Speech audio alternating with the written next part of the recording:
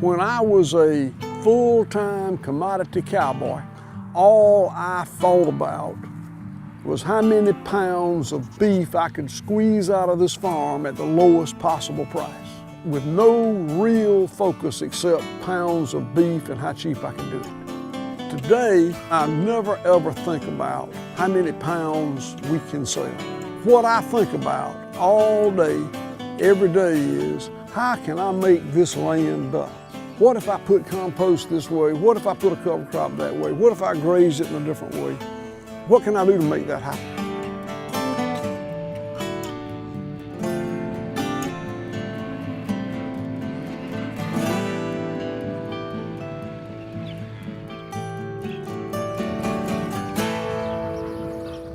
We're standing here on my farm in the edge of Bluffton, Georgia. It's one of the poorest counties in the nation.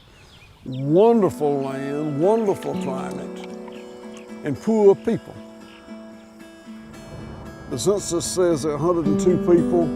We can't count but about 50. The only thing you can buy in Bluffton is a stamp if you get there between 8 and 12 during the week.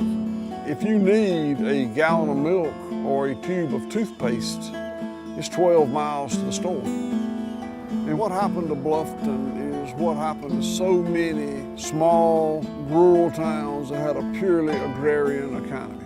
With the centralization of industrial agriculture, it simply wasn't needed anymore. There was no economic reason for this town to be here, so people moved to places where they could get better jobs. From here, I can see a dozen of these old stores in Bluffton. Mr. Greer Mansfield had a store right here, general merchandise, and Mr. Herman Bass had a store here, about an 8-foot alley between them. And I remember my mother going in and Mr. Herman saying, "Well, you must have not got what you wanted at Grill's. I see you went in there first." They're very competitive.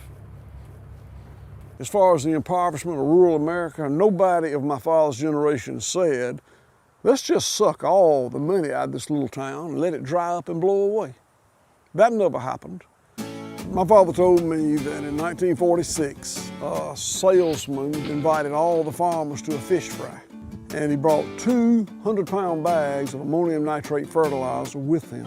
And his ask was, get out in your pasture, put it down in a pattern, and leave it for 3 days and come back and look at it. And when my father came back, the grass was this much higher than the other grass. You know what he said? He said, "Shit, I want my whole farm to look like that." And we put nitrogen fertilizer on every acre of our land every year from 1946, when he was doing it, until 1995. What we couldn't see is that ammonium nitrate fertilizer killed the microbial life that fed the soil. It was an unintended consequence. I went to the University of Georgia and majored in animal husbandry. It became animal science, and it was very industrial cattle farming. And I came back and did that for about 20 years and was good at it. But every year I liked what I was doing a little bit less. The industrialization of agriculture sought to make this farm a factory. And nobody sane and normal should enjoy watching a cow in a feedlot, or a hog in a gestation crate, or a chicken in a battery cage. And I came to hear about consumers that wanted grass-fed beef, and it appealed to me. And I started slowly changing my production practices. And the first thing that I did was give up confinement feeding of corn. I gave up subtherapeutic antibiotics, and I gave up hormone implants. And that was all I ever really intended to do. And then decided that using chemical fertilizers and pesticides on the pastures was as wrong as using hormone implants and subtherapeutic antibiotics. That's my daddy, Will Bell Harris. I was taken at my wedding. The only time a flower ever got put on his lapel. My daddy talked more like foghorn leghorn than I do. And my father was not involved in me changing this farm from an industrial farm to what it is today. He died of dementia, and I didn't start the process until about 1995, so we didn't have to have that discussion. He would have been opposed to that, and rightfully so. We made money every year, never lost money, ever. Come on, up. There were many, many times that I woke up and said, what in the hell was I thinking? Because we went from no debt to borrowing $7.5 million to build processing plants and operating for a number of years in which I literally lost money every year.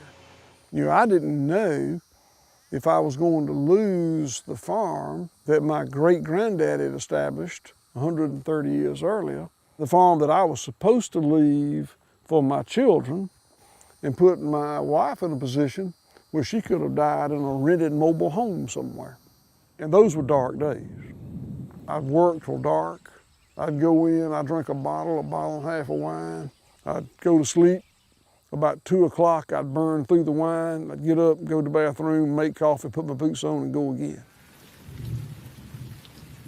Yeah, we took incredible risks. Today, I'm very glad that I made the changes that I made because the farm is again profitable and cash flow positive, and 2 of my daughters and their spouses have come back to work on the farm, and at least that last part probably wouldn't have happened under the other scenario. I used to consider what I did to be a very simple business. I had nothing but cattle, dogs and horses to work the cattle, cowboys to work the dogs and horses. We raised the cows, we fed corn to the cows, we sold the live cows. That's a pretty simple business. And then I got into an even more simple business. Today, we don't feed animals, we feed the microbes in the soil. The microbes feed the soil, and the soils feed the plants, and the plants feed the animals, and they breed and they grow, and we turn them into meat and sell it for money, which is like the blood that pumps through our bodies to keep it all going.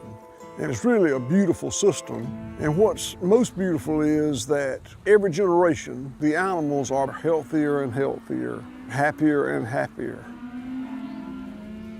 You know, my daughter had really been after me to bring sheep in. I think because she thought they were cute, but I brought them in because we desperately needed them. There's a lot of symbiosis, a lot of synergy that comes from having cattle and small ruminants in a polyculture together. The internal parasite that affects cattle most are brown stomach worms. Sheep don't care about brown stomach worms. The internal parasite that affects sheep most are barber pole worms. Cattle don't care about barber pole worms. So if you've got the 2 species out here together, like these are, it's like a dead-end street with the life cycle of the brown stomach worms in the sheep and the barber pole worms in the cattle. I don't know why any serious cattleman in this country wouldn't have some small ruminants out there with them. It's profitable.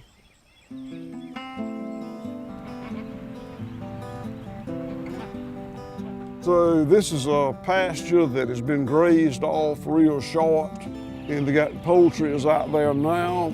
They're out here in the pastures in these houses. There's nothing constraining them at all. They could walk from here to Atlanta if they wanted to. Those houses are portable. We move them once a week to give them an area that's free of pathogens and parasites so they stay healthier. Another reason is to move that chicken manure around. If chicken manure is all concentrated in one place, it's toxic. But if it's moved around, then it's feed for the microbes in the soil. Horn flies and face flies, which are pests for cattle, lay eggs in the manure. Chickens scratch in the manure and eat the larvae, and it's feed for the chickens, and it breaks the life cycle of the pest for the cattle. So it's a great example of symbiosis.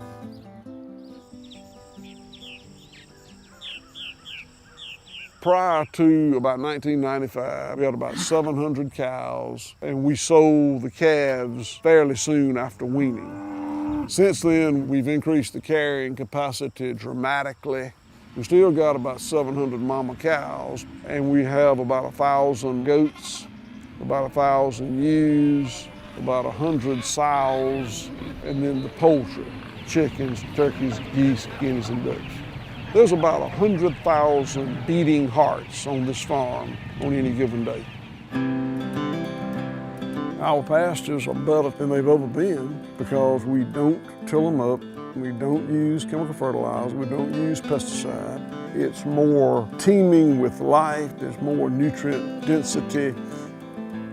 The organic matter in our pastures has gone from less than 0.5% to over 5%. Over about 15 years. We had never seen a bald eagle on this farm until about 5 years ago. Bald eagle, look at it. And today we have 26 that live on the farm. The Department of Natural Resources says this is the largest eagle population in Georgia. It's a sign of the ecological health of this farm. You know, I'm different from most of the people that I know in this sustainable, humane food movement, in that I am one of the good old boys that produced food industrially, and then I went commando. And I still talk to those people, they're still my friends. And one of the things that they say is, well, I mean, what you're doing is fine, Will, but you can't feed the world like that. And my response is, I don't know that I'm supposed to feed the world. I think I'm supposed to feed my community.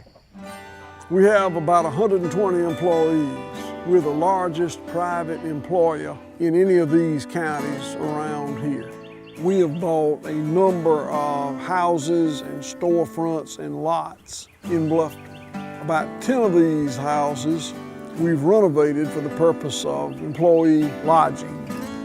These next 3 houses belong to me. I've got my livestock manager and farm events manager live in that house. My organic farm manager and his wife live in that house. And my poultry manager and his wife live in that house. So John Muir has told us that in nature, when you pull a string, you see that everything is connected. There's no reason to believe that the health of the soil is not connected to the health of the community. In rebuilding the soil, we are rebuilding a farmer middle class.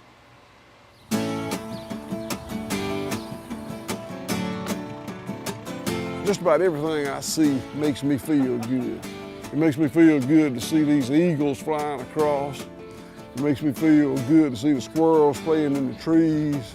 It makes me feel good to see all these animals, both wildlife and farm animals, expressing instinctive behaviors.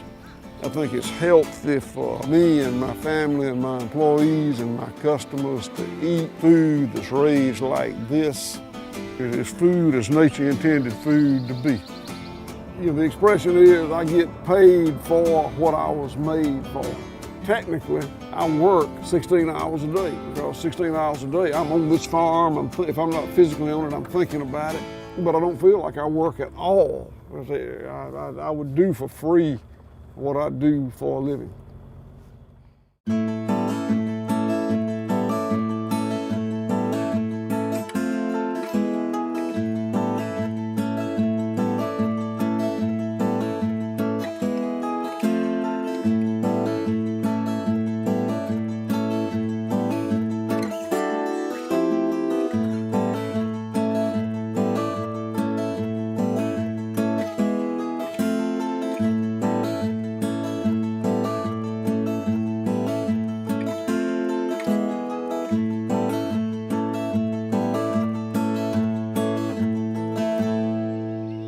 I hope I'm not preaching too much, but I'm just preaching off. I mean, I'm just fucking telling you. You're a preacher. This is my church.